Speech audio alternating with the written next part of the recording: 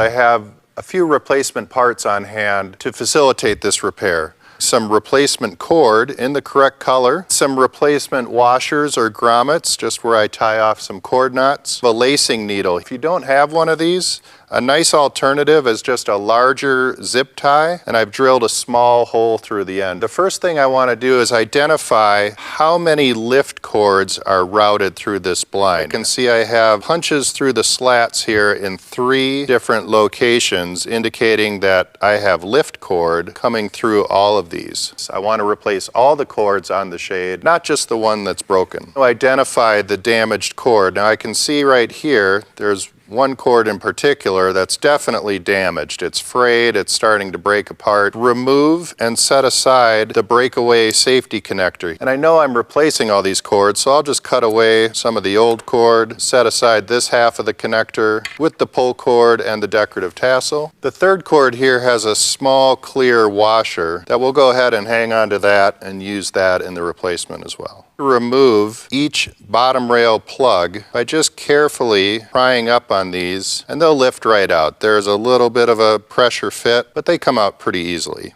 I can see here that I have the ladder front and back. I also have the remaining lift cord here. These are all held together by a crimp. Very carefully cut away just the lift cord above that crimp, making sure that I do not cut the ladder. Don't want to cut the ladder at all. That's going to get into a different repair or possibly a remake of the blind. And we'll do that on the remaining 2 routes as well. Now there's a few different ways that we want to replace these cords in an efficient manner. So this will just depend on maybe the size of the blind or the workspace you have available. So we want to show you a few different ideas that might work best for you. Pay attention to the path of these cords as they enter the headrail. In the headrail, the cords are coming out of the cord lock and will pass to each route below the tape rolls. So the first cord here is going to the first tape roll. The remaining cords you can see are routed out of the cord lock and pass in between the front edge of the headrail and this ray feature of the tape roll support. And they're continuing right on down the line to the next tape roll, through here and down to the last tape roll. Take a look at the ordered width and the ordered length of the blind. This is a smaller blind, 30 inches by 30 inches.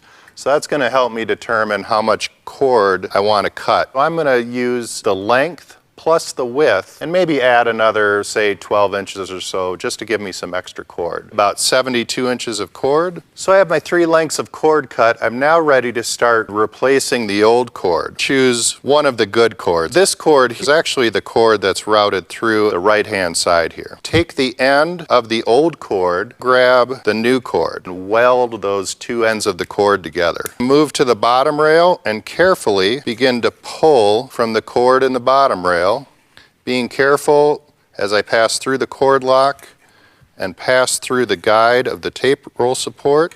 And I've just pulled the cord through, and there's my weld now here at the bottom. Cut away the old cord, and I have my new cord attached quickly and easily right here at the bottom. Take a small washer, feed that washer onto the cord, and I'll tie a quick double over knot, cut away the excess tail there. Let's focus on the one that's broken. Pull on it slightly. This cord is the one routed through the head rail into the middle cord. Pull this out, you can see it's exiting out of the bottom rail, and I'm just going to get rid of that old cord entirely. 2 of the existing cords are passing behind the separator. I'm going to put this new cord in front of the separator. So there's always division here. If there's 4 cords, we'll have 2 to the back and 2 to the front. Feed that through the cord lock between the locking bail and the cord guide. Follow the path right down the line here, going between the head rail and the tape roll support. That cord needs to pass into this area over that cord guide and then fish down through that center route right here. Take my lacing tool, and it's a little bit of a tight space in here, but let's just get that pushed through. Here it's protruding out the front edge of the head rail, right in front of the tape roll. Go underneath the tape roll support, grab that cord, fish it through the lacing needle, rail, pull that right through. Start with the bottom slat and begin to lace this through each punch of the slat. The lift cord is interlaced between each rung of this ladder. Here I'm on the right side of the ladder. As I come through the next, I'll just move the ladder over and make sure it's on the left. Continue this process until I reach the top. Got my zip tie. Carefully take the lift cord that's exiting out of the headrail, feed that right through the hole, pull all the cord right through to the bottom. Feed this cord through the bottom rail, come out the bottom, and attach my washer with a quick double over knot. Repeat that process by going through the cord lock and between the cord guide and the locking bail. Continue that same path right across the headrail, behind the headrail edge and in front of the tape roll support. Grab that cord and just pull it up between the tape roll and the tape roll support. Feed my lacing tool through that bottom center punch. Come right up here next to the cord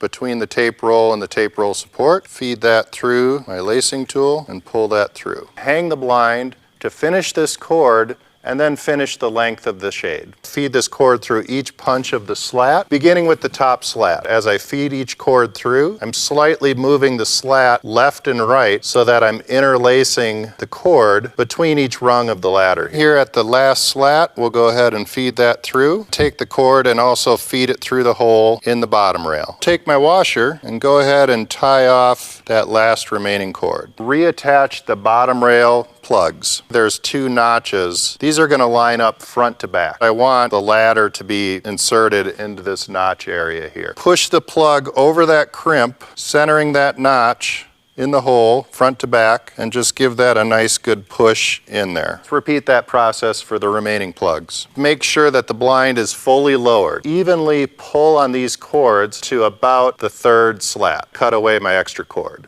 Take a marker and make a small mark across the cords right below the slat. Raise the blind a little bit. This will just give me a little bit of extra room to work on with the cords. I know that each of these marks on the cord indicate where the cord connector knot should go so that the blind will raise and lower in a level fashion. Start with one of the cords to the back, and I want that to be a cord that will go through the hole on the connector. Pull that through, tie a double over knot towards the end of the cord. As I tighten the knot down, I'm looking for that black mark that I made, and in this case, it is right above the knot. Now let's come to the second cord that's behind the separator. Reattach the second half of the cord connector. Tie my knot, keep sliding that knot down, tightening as I go, and there I see my black mark right above the knot. Now I'm ready for the 3rd cord. Now keep in mind when there's a 3rd or a 4th cord, these cords are going to insert into the connector, and you can see as I start to bring these together, it creates 2 more holes there for the 3rd and potentially the 4th cord as well. Reattach the clear washer that was there when I started, and then tie my knot. I'm going to slide that knot on down. My black mark is ending up right at or just above that washer. And remove any of this remaining tail. Comb through these a little bit just to make sure they're not wrapped around each other. Grab the 2 separate halves of the cord connector and bring them to the 3rd cord. And I can see that that 3rd cord is now in that hole right there. Snap this together. Make sure that I have a good tight connection. Fully lower the blind. The ladder is what will keep the blind level here at the bottom. My connector is right about at that 2nd slat. Raise the blind, checking the spacing as the slat pack comes together to make sure the blind is raising and lowering in a level fashion. And that's how we record an EverWood 2-inch with the Standard Cordlock.